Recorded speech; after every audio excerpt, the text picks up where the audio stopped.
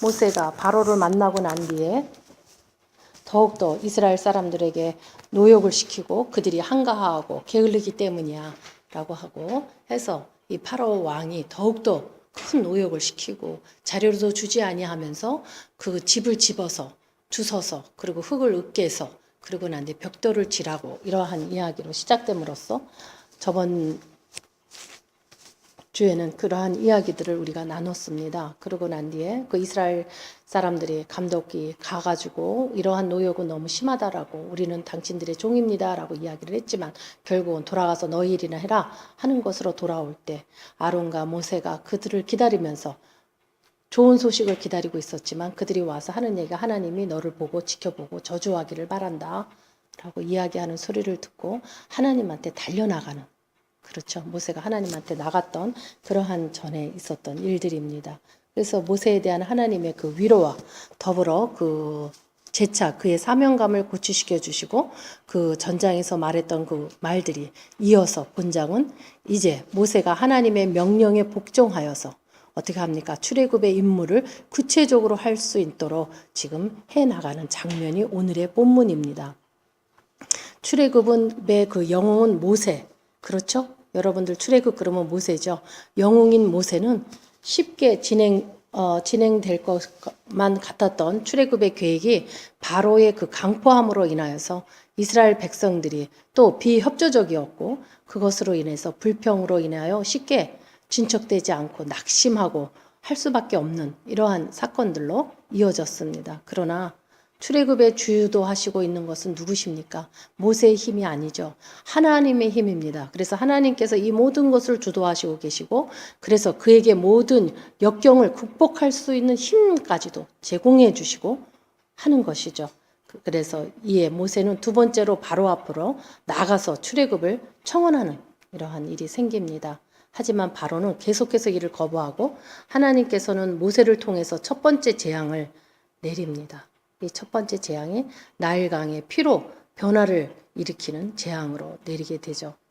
우리는 이거와 같이 하나님은 하나님이 계획하시는 구원의 역사를 인간의 손에만 맡기지 아니하시고 그 일을 완전히 성취하기까지 진념어린 후원과 인도를 아끼지 아니하신다라는 겁니다. 이 모세가 이것을 해낼 수 있도록 끝까지 지원하신다라는 거예요.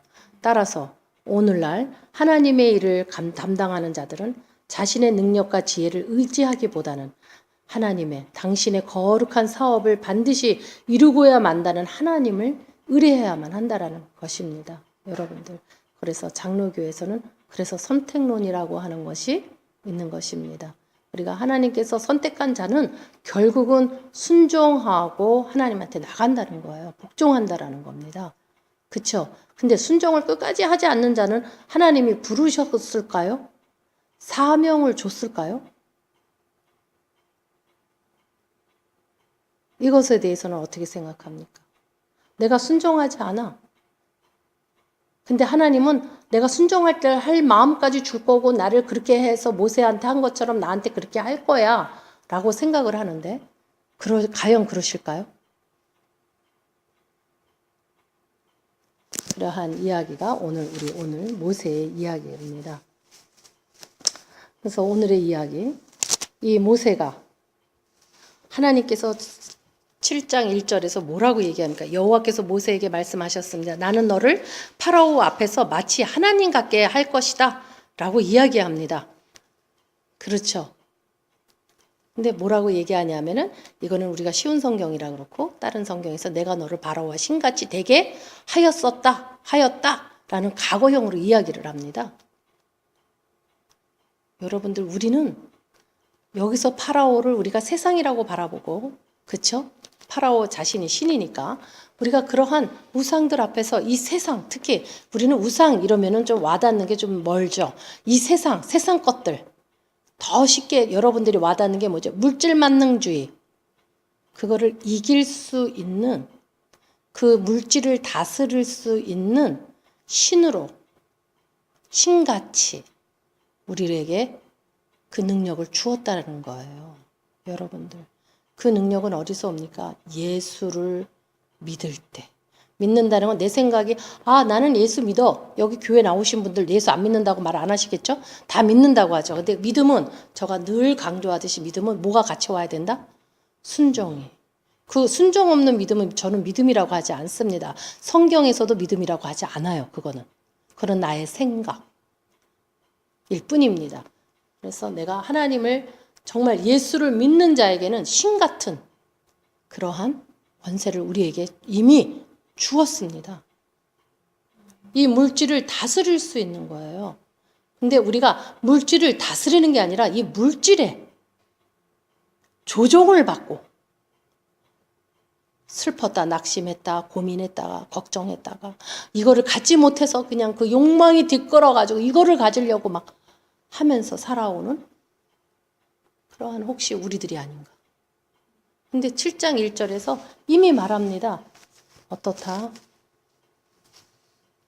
나는 너를 파라오 앞에서 마치 하나님같이 할 것이다. 나는 했다 너를 라고 이야기합니다.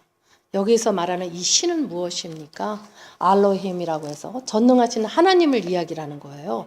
그 전능하신 하나님이 같이 내가 바로 앞에서는 너를 그러한 신으로 내가 그 바로의 신보다도 더 높은 신으로 내가 전능하신 하나님으로 내가 너를 세웠다라고 지금 이야기하는 거예요. 우리는 만인 대사장이잖아요. 제사장들이에요, 우리가. 근데 제사장으로서의 역할들을 우리가 하느냐 못하느냐 지금 그게 문제인 거잖아요. 왜냐하면 그거조차도 믿지 않아요. 근데 예수를 믿는데 예수님이 하신 말씀을 믿지 않아. 근데 예수를 믿는다고 얘기를 합니다. 참 아이러니하죠. 그래서 이는 그 파라오에게 에 대한 그 모세를 우월성으로 단 한마디로 그냥 압축해서 말해버린 거예요. 뭐냐? 너가 지금 바로한테 가는 게 그렇게 무섭니? 나는 혀가 짧습니다. 나는 혀가 굳었습니다. 나는 바로 앞에서 내가 무슨 말을 할 수가 있습니까? 막 이런 얘기를 계속 했잖아요. 6장에서. 그러니까 하나님께서 하시는 말씀이에요. 네가 더 우월하다라는 것을 이야기해 주는 거예요. 우리는 사단이 여러분들 무섭습니까? 이미 예수 그리스도로 인해서 이미 묶여져 있는 자인데 왜 무섭죠? 왜 사단을 내가 다스려야 되고 내가 그 사단의 목을 발로 꽉 누르고 있어야 되는데 그게 아니라 그 사단이 나를 지배하도록 막 오픈해서 살아. 아니면 내가 그 사단이 하는 사단은 딱 거짓의 영인데 거짓으로 나한테 속삭여대는 거를 그것을 막 믿어. 그래서 그 말에 조종을 막 받아요. 그게 아니라 우리의 신분은 그런 신분이 아니라 하나님의 말씀을 순종함으로 인해서 그 권능과 능력이 나가는 그래서 사단이라고 하는 정말 실제적으로 보면은 진짜 너무나 작은 그 사단을 충분히 이길 수 있는 힘과 그러한 예수 그리스도의 연합으로 인해서 저가 내 안에 내가 저 안에라고 하는 하나님같이 되는 예수 그리스도와 같이 되는 이러한 능력 안에 있으면서 우리가 살아가는 그러한 자라는 것. 그것에 대한 지각이 없이는 크리스찬이라고 말할 수 없다라는 거예요. 여러분들 출애굽을 지금 하고 있습니다. 이 출애굽을 하면서 여러분들이 지금 빠져있는 무언지 모르는 예수가 아닌 다른 곳에서 예수를 원하는 게 아니라 다른 거를 원하고 있는 혹시 그런 삶들을 살고 있다면 출애굽 하셔야 됩니다.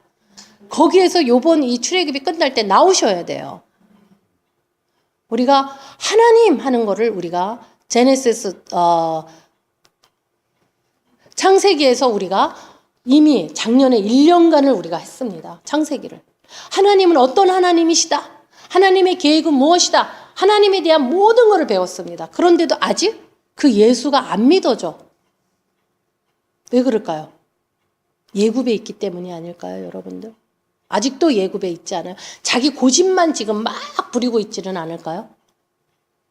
그래서 하나님께서는 이 모세를 그 모세의 우월성으로 바로보다 더 위에 너가 있다라는 한마디로 얘기를 하신 거예요.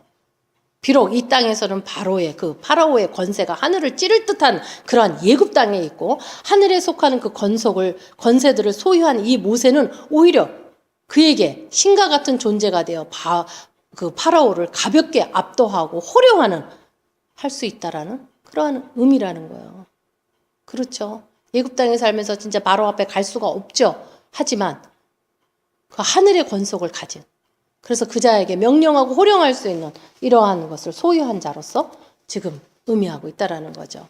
그래서 사실은 이러한 일로 인해서 모세가 강해지고 모세의 그러한 어떠한 권위보다도 더 탁월하신 하나님의 그 섭리적인 그 손길로 내재하심으로 인하여서 이 일을 해나가게 되잖아요. 그렇죠. 또 한편 성경은 하나님의 말씀을 받은 사람들을 뭐라 그러냐, 신이라고 표현합니다. 요한복음에서. 요한복음 10장 35절 우리 한번 잠깐 볼까요?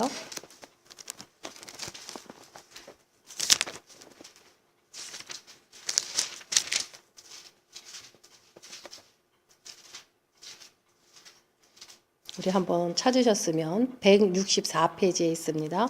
35절, 10장 35절 우리 다 같이 한 목소리 읽어볼까? 천천히. 하나님께서 하나님 자신의 말씀을 받은 사람들을 신이라고 불렀으니 성경은 없다. 파기될 수 없다. 하나님의 말씀을 받은 사람들은 신이라고. 이 일이 그렇게 새로운 이야기가 아닙니다, 여러분. 지금까지 신앙생활하면서 모세를 신같이 하셨다라는 이 말을 처음으로 혹시 듣는 분 계십니까? 하나님의 말씀을 받은 사람들은 신이라고 표현하고 있습니다. 왜 신일까요? 모세는 하나님이 함께하기 때문에, 그렇죠?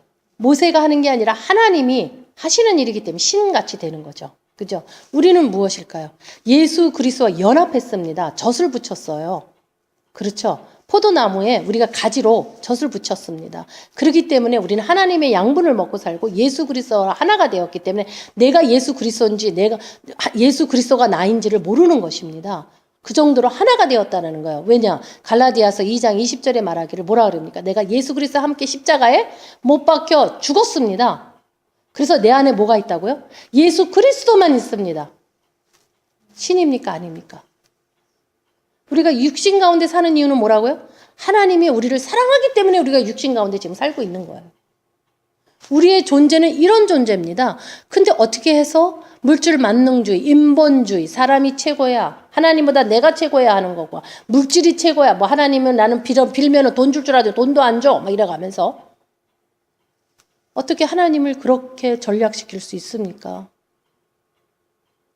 그리고 그 하나님을 믿고 있지는 않습니까? 저가 교회 처음으로 5년 전에 시작할 때 1월에 첫 번 주일날 시작을 우리가 했지만 그때 또 여기 새롭게 오시는 분들한테 저가 한 말이 뭐라 그랬습니까? 뭘 물어봤죠? 어떤 예수님을 믿습니까? 어떤 십자가를 바라보고 있습니까? 라고 제가 물어봤습니다. 금으로 되고 화려한 십자가를 바라보고 있습니까? 아니면 가난해야 된다라는 가난의 십자가를 바라보고 있습니까? 라고 제가 이야기했습니다. 그쵸? 두 개 다 우상이다 라고 제가 얘기했습니다. 여러분들은 지금 어떤 하나님을 믿고 있습니까? 우리는 성경에서는 하나님의 말씀을 받는 사람들 뭐야? 지켜 행하는 자들을 이야기하는 거예요. 그들은 신이라 표현했습니다. 요한복음에서. 그러고는 또 하는 얘기가 아론에게 너희 형 아론은 너를 위해 대언자가 될 것이다 라고 이야기합니다. 영감에 의해서 말을 한다거나 아니면 예언을 하거나 한다라는 뜻인데 오늘 여기서 말하는 것은 그 하나님이 주시는 그 모든 말씀을 그대로 풀어서 대언으로 대변해서 말해주는 그러한 역할이라는 거죠. 모세에게 임한 하나님의 말씀을 대신 선포하고 그 뜻을 풀어서 설명해주는 대변인이다 라는 이유로 지금 이야기가 되고 있습니다. 그러면서 2절에 보면은 무엇이라고 합니까? 내 형 아론에게 내가 너에게 명한 모든 것을 말하여 주어라. 내 형 아론은 파라오에게 이스라엘 백성 그 땅에서 내보내리라고 말할 것이다 라고 이야기하죠. 하나님의 뜻이 어떤 과정을 통해서 실현되어 가는가를 지금 보여주고 있습니다.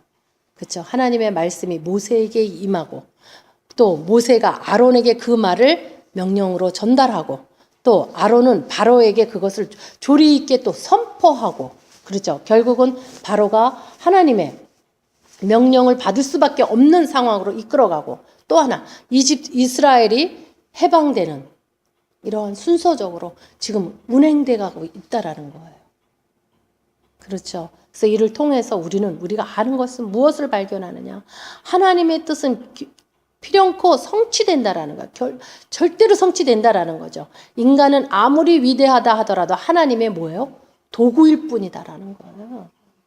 근데 어떻게 인본주의가 있을 수, 하나님보다 어떻게 내가 더 강할 수 있습니까? 어떻게 하나님보다 내가 더 강해서 내가 하나님을 이래라 저래라 우지자지 할 수 있다라는 거예요. 나는 하나님한테 드리는 것은 없으면서 왜 하나님한테 뭐를 달라라는 얘기는 그렇게 수없이 합니까? 또 주지 않으면 욕하고 뒤돌아쓰고.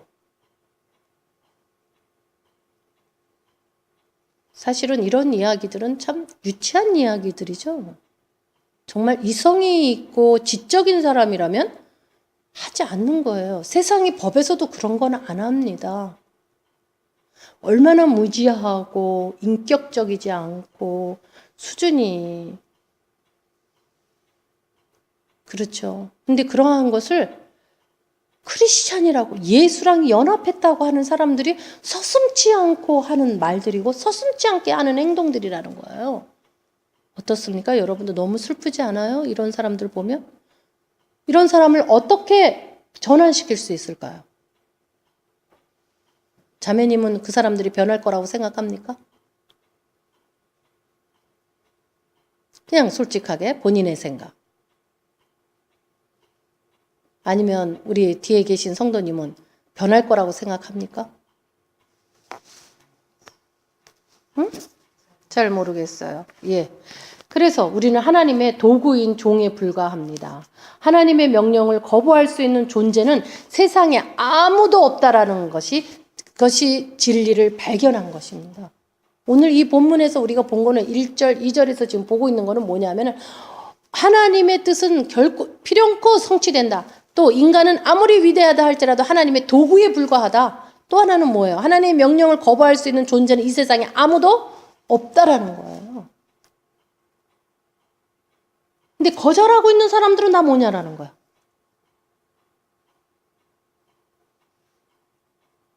생각해야 되는 거죠. 그래서 뭐라 그러느냐.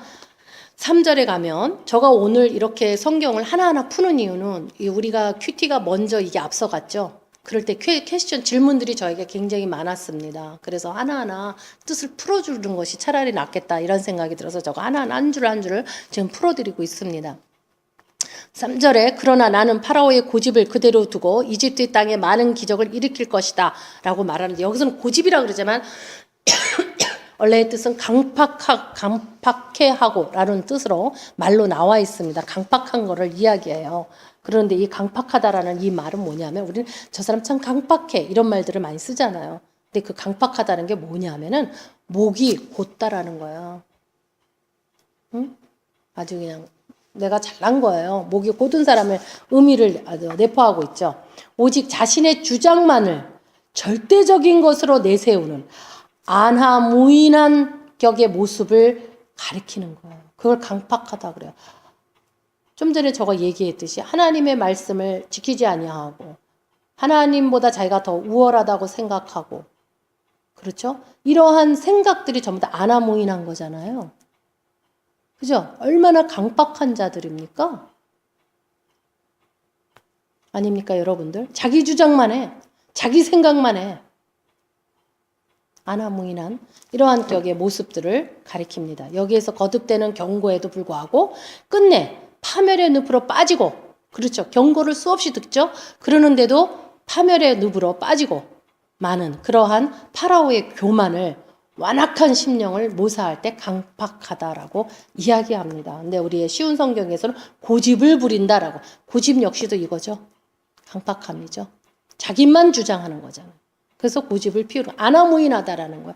대화가 되지 않는다는 거예요. 리슨하지 않아요. 왜? 자기가 대단히 괜찮은 사람이라고 착각하고 살기 때문에 절대로 듣지 않습니다. 쉬운 길을 가르쳐줘도 절대로 그 길을 옳다라고 생각하지 않아요. 이러한 안하무인한 이러한 일들. 하나님의 구원의 은총으로부터 벗어난 자에게 대한 유기의 의미를 강력히 함축한 것입니다. 그렇죠? 하나님의 구원의 은총에서 벗어난 자들이잖아. 안하무인한 자들이. 그렇죠? 따라서 이 본절은 하나님께서 파라오의 마음을 강팍하게 한 대로 내버려 두었다라는 뜻입니다. 하나님이 그 자를 강팍하게 하고 또 강팍하게 하고 강팍하게 하나님이 하신 게 아니라 그 강팍한 그 마음, 아나무인격인 자기가 최고라고 하는 그거를 그냥 그대로 내버려 두신 거를 뜻하는 거예요, 여러분. 하나님이 강팍하게 하다 그러니까 하나님은 어떻게 하나님이 사람을 강팍하게 할 수가 있어? 라고 하는 질문을 저는 들은 적이 있고 또 그런 하나님은 이 아니라고 말하는 것도 제가 들은 적도 있습니다. 성경이 잘못되었다 이런 말도 제가 들은 적이 있습니다. 근데 그 뜻은 그런 뜻이 아니라 하나님이 그 강팍한 자를 그대로 내버려 둔다라는 뜻이에요. 여러분들 이해가 되십니까? 하나님이 강팍하게 하는 것이 아니라 그 강팍한 자를 그냥 내버려 둔다라는 뜻이에요. 아나무인한 자예요. 대화가 됩니까? 내버려 둔다라는 거예요. 그렇죠? 그래서 하나님께서 이집트 땅에 그름으로 인해서 이집트 땅에 많은 기적을 일으키실 것이다. 라고 해서 10가지의 그 재앙을 내리시는 거예요. 그렇죠? 그거 역시도 하나님의 계획이시죠. 그러고 난 뒤에 파라오는 내 말을 듣지 않을 것이다. 그때 내가 더 큰 능력으로 이집트에 무서운 벌을 내리고 그런 다음에 내 백성 이스라엘을 각 무리대로 이집트로 땅에서 인도해 낼 것이다 라고 이야기를 합니다. 그렇죠. 많은 것을 이적과 기적을 일으키시죠. 왜냐하면 하나님으로부터 기인된 것으로 당신의 그 불신하는 자들에게 증거로 제시하고 믿음과 확신을 가지게 하기 위해서 여러 가지 표적과 이런 것들을 보여주겠다라는 거예요. 불신하는 자들. 불신은 뭐죠? 하나님을 거부하는 자, 하나님을 믿지 않는 자들이거든요. 하나님을 거절하는 자들, 불신하는 자들을 위해서 그들의 믿음과 확신을 갖게 하기 위해서 표적과 이적을 보여준다라는 거예요. 여러분들 어떠세요? 제가 전에 얘기하지 않았나요? 내가 하나님에게 무엇을 보고 무엇을 듣고 하는 것이 사실은 굉장히 초신적이다라고 제가 얘기하죠. 제가 개인적으로 그런 이야기를 여러분들한테 한 적이 있습니다. 저는 정말 그렇게 생각해요. 왜? 그렇지 않으면 믿음의 확신이 생기지 않으니까 하나님이 보여주시는 거예요. 알게 하시는 겁니다. 상황이 그러한 이적과 표적을 보게 하시는 거예요. 내가 너의 하나님이라고, 나는 야훼 하나님이라고 알려주시기 위해서. 근데 그러한 하나님을 20년이 지난 지금도 그런 하나님을 원한다면 뭐죠? 하나님을 불신할 때에 일어나는 표적과 이적인데 그거를 10몇 년 신앙생활하고 20년이 넘은 신앙생활을 하면서 그거를 원한다면 뭐예요, 자매님? 그런 사람들은 어떤 사람일까요?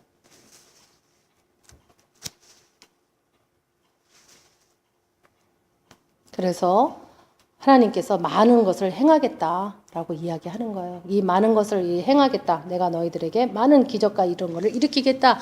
어떻게 하겠다. 증가되게 하겠다. 내가 더 풍성하게 충만하게 해서 너희들이 믿을 수 있도록 내가 해주겠다. 지금 그 얘기를 하는 거잖아요. 그렇죠?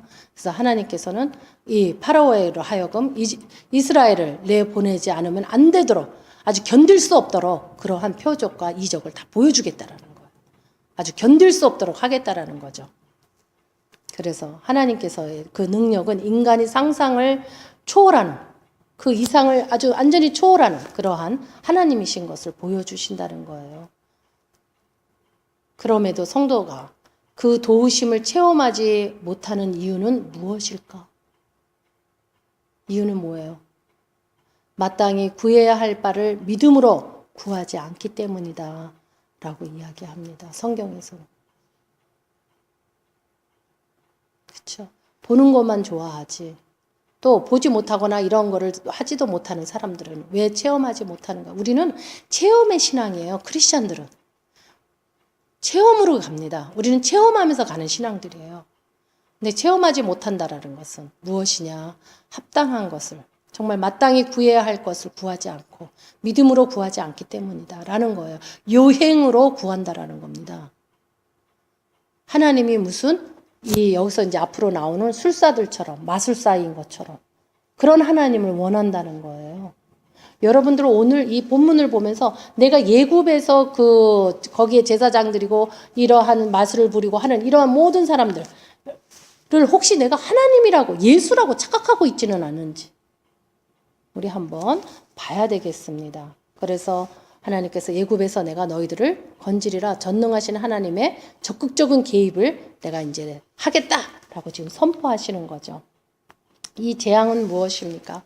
그 파라오의 완고한 그러한 결과적인 악인에 대한 하나님의 심판을 심각하고도 확실성 있게 매우 명확하게 드러나는 것으로서 아주 심판하겠다라는 뜻입니다. 하나님께서. 우리 하나님은 악인을 그냥 둔다는 말이 없어요.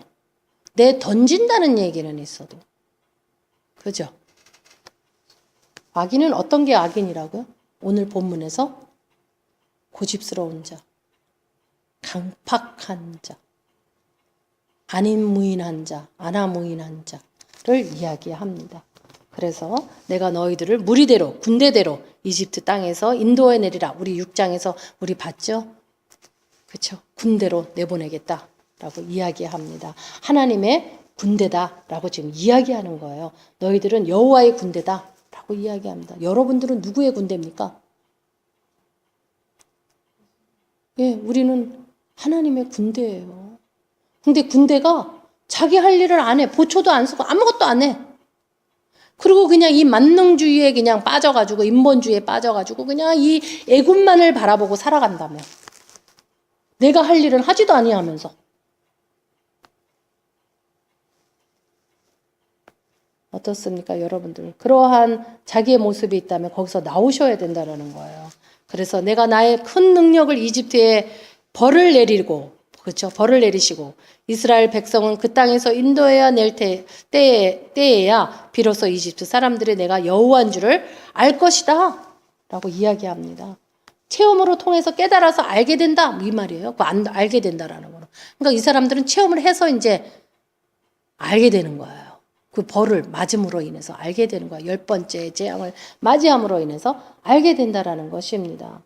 그래서 여호와께서 그 10개의 재앙을 통해서 그 예굽의 모든 우상들을 산산이 부서지게 하고 그것을 눈으로 직접 확인하게 함으로 인해서 여호와의 권능이 결실하다라는 것을 깨닫게 되는, 이렇게 내가 알게 하리라 라고 지금 이야기하고 있습니다. 모세와 아론은 여호와께서 명령하신 대로 했습니다. 그대로 했다라는 거예요.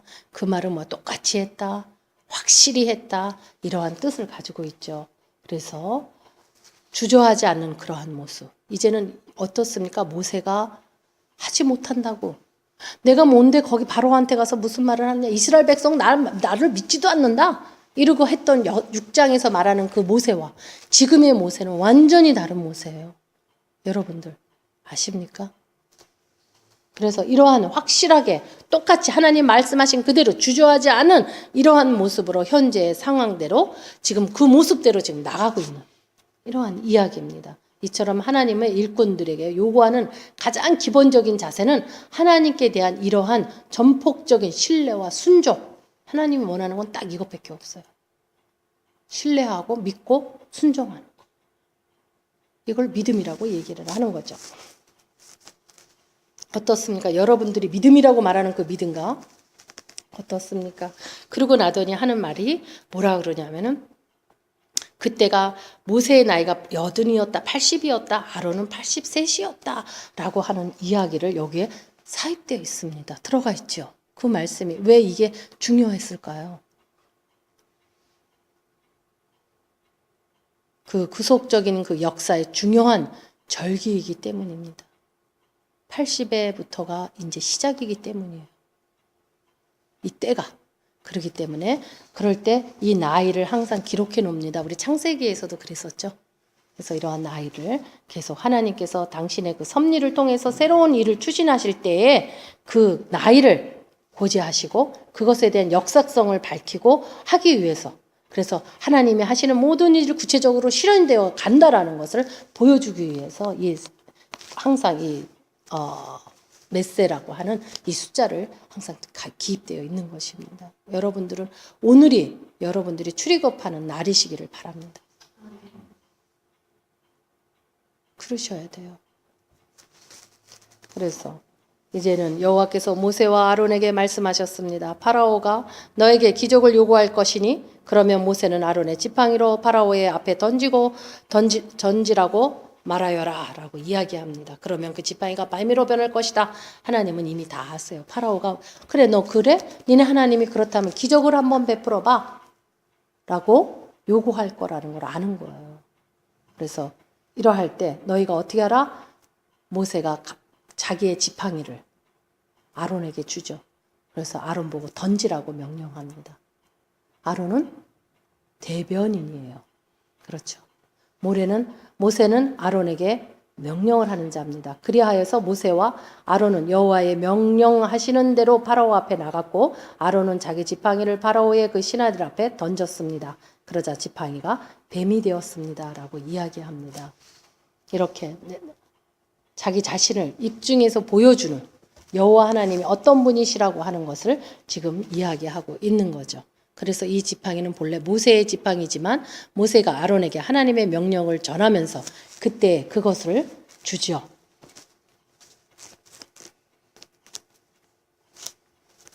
그래서 아론에게 넘겨줬다라는 것입니다. 그래서 성경에서는 이 모세의 지팡이든 아론의 지팡이든 그것에서 별로 구별해서 말하지 않아요. 그거는 뭐냐 하면은 누구의 지팡이가 그렇게 중요하지 않다라는 거예요. 그쵸? 그 지팡이를 던졌더니 하나님이 어떻게 하셨다? 뱀으로 만들었다라는 게 핵심입니다. 그렇죠?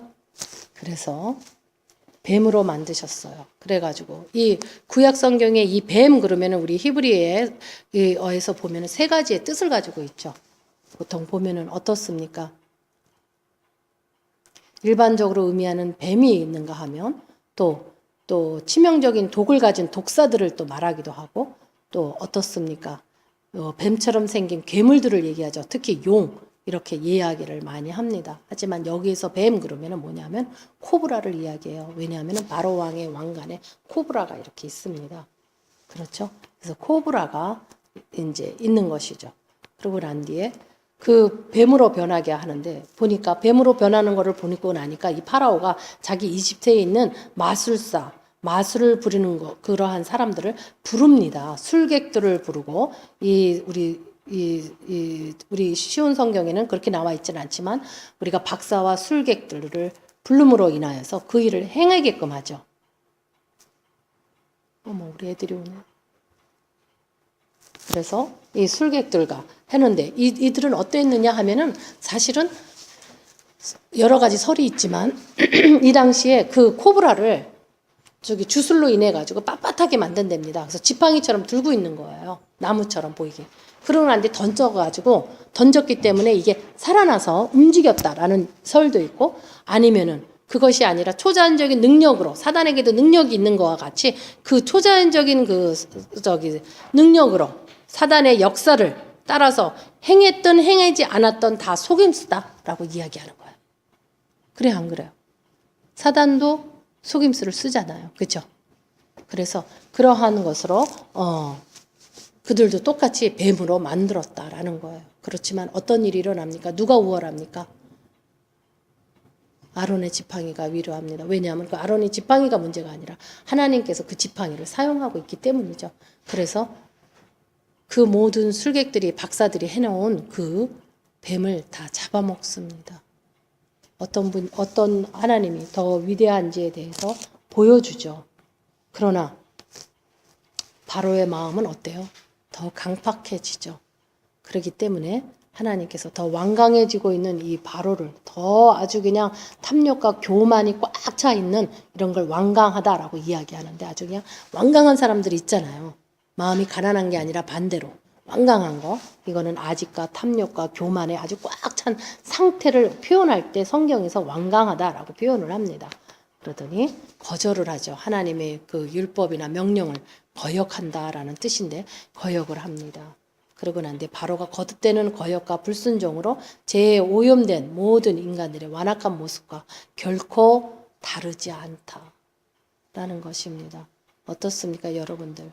어둠과 죄악의 세력에 대한 긴장된 경계 자세를 한치도 늦춰서는 안 되는데, 근데 우리는 어떻습니까? 나의 마음을 그냥 내어주는. 그래서 나도 모르게 내가 완강해지는, 고집부리고 탐욕스럽고 교만하고 하는 이러한 완공한 자로, 또 강팍한 자로, 또 안하무인한 자로 살아가는 그러한 우리 성도들이라면 여러분들은 오늘 이 말씀과 함께 출애굽을 하시는 여러분들이 되시기를 주님의 이름으로 축원합니다.